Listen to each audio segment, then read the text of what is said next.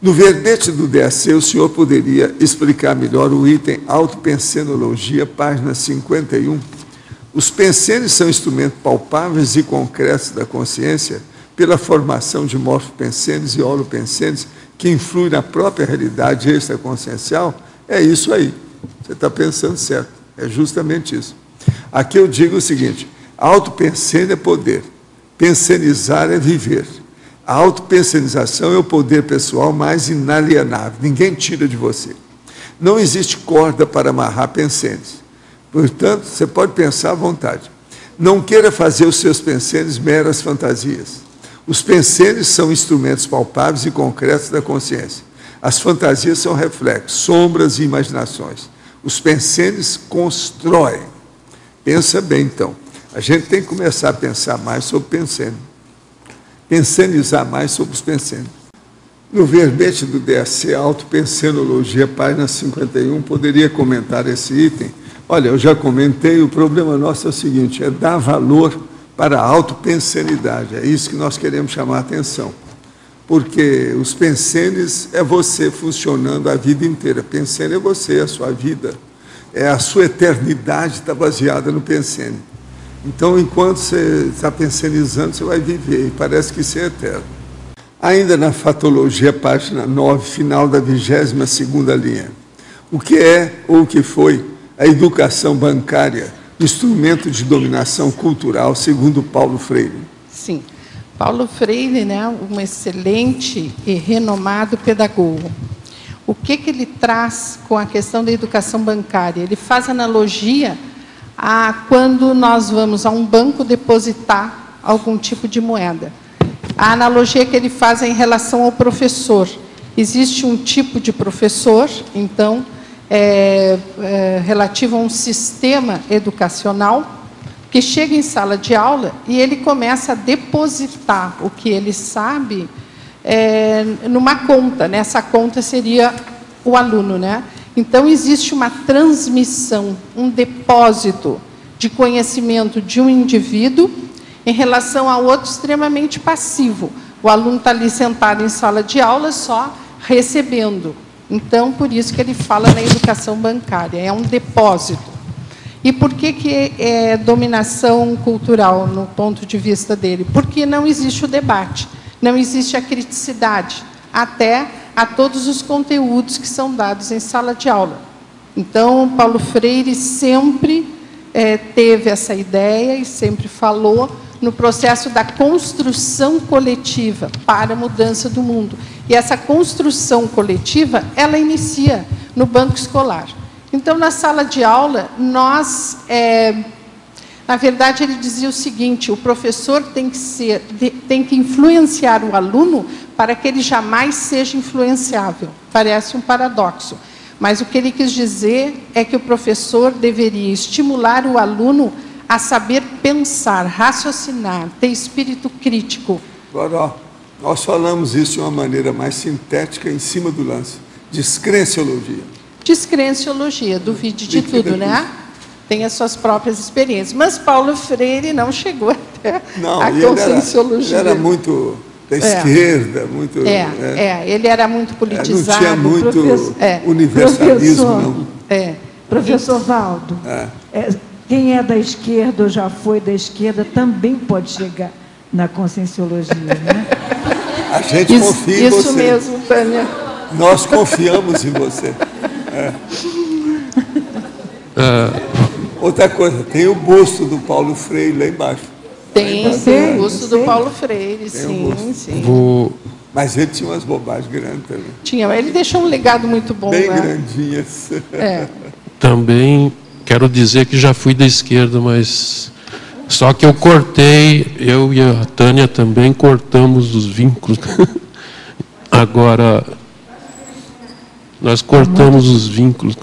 Agora, aqui na primeira e segunda linhas da página 9, a proposição de o conceito de raça na espécie humana ser social e não científico. Esse processo, ele iniciou e foi ratificado e corroborado pelo projeto de mapeamento e sequenciamento do genoma humano. O que eles perceberam? Qual foi o resultado depois de 10 anos de trabalho? Que não existia diferença genética suficientemente forte para que o ser humano seja classificado em diversas raças. Na verdade, só existe uma raça, tá? Só existe uma raça. O que existem são diferenciações muito pequenas em relação à vivência deste ser humano nas diversas partes do globo. Aí entra o processo da adaptação ao ambiente. Só existe pequenas diferenças. Por exemplo, mafioso é diferente. É isso? Eu parabenizo por esse verbete, que eu sou totalmente contra o racismo.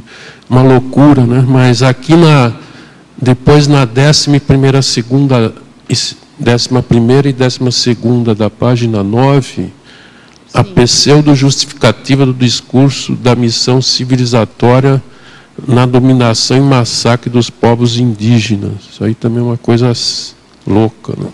Isso é o que nós, enquanto brasileiros, né, vivemos. Eu digo vivemos porque sabemos que não é a nossa única, nem primeira, nem última existência. Então, pela serialidade existencial, podemos ter vivido, sim, essa situação. Por que uma pseudo-justificativa de um discurso civilizatório? Porque, a partir de Linneu, no século XVIII, ele começou a fazer uma classificação de plantas e animais. E depois ele extrapolou para uma classificação de seres humanos. E ele chegou a dividir as raças em 4. E, junto com essa divisão, ele colocou também alguns atributos dessa determinada raça. Algumas, lógico, como a maioria, não se coadunavam com a realidade, mas, enfim, era o que existia ali no século XVIII. A partir disso, depois dessa classificação, chega-se à ideia de que existiam raças superiores e raças inferiores. A raça superior, obviamente, pelo eurocentrismo, era do europeu branco. Como as grandes expansões marítimas e os países precisavam expandir aí seus negócios, junto com essa missão civilizatória. Bom, se existem raças, né, nas Américas, nós precisamos ajudá-los a evoluir, a se tornar, pela questão da autorreferência, compatível com a nossa categoria. Então, frente a isso, desembarcaram aqui, todo mundo sabe dessa história, não só portugueses, espanhóis, enfim, mas também a Companhia de Jesus. E a partir deliberação de mercado religioso, também houve a predação das matérias-primas. Então, sob esse pseudo-discurso civilizatório, e, na verdade, foi um exemplarismo anticivilizatório, o tipo de estratégia, a abordagem que eles tiveram em relação aos indígenas e nativos.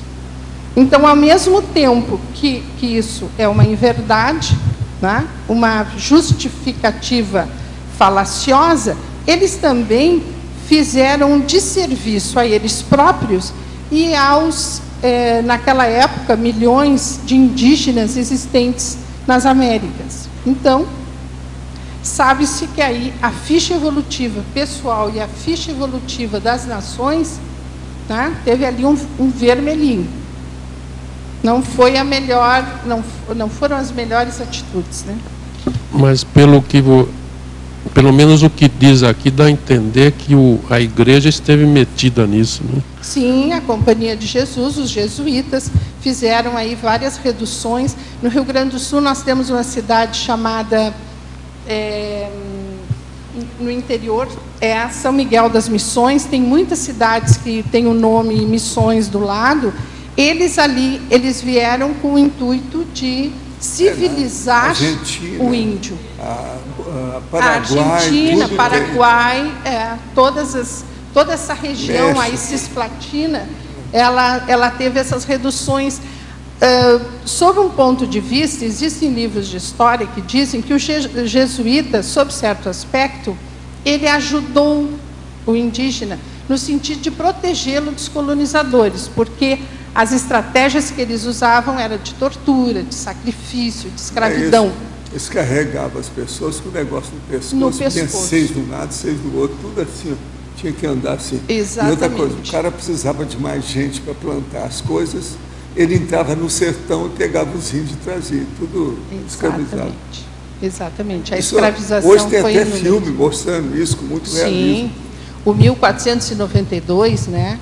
Foi um filme que nos traz muita coisa sobre isso.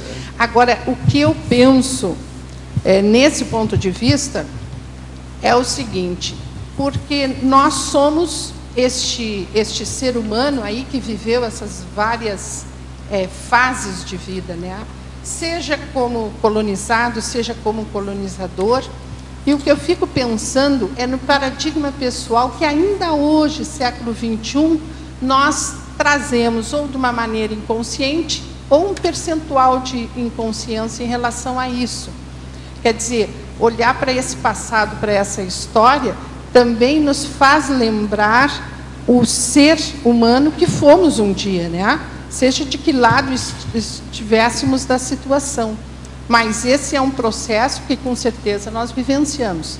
E quais são as cicatrizes ou os aprendizados? As sequelas, as consequências disso, os isso efeitos que nós trazemos em relação a isso.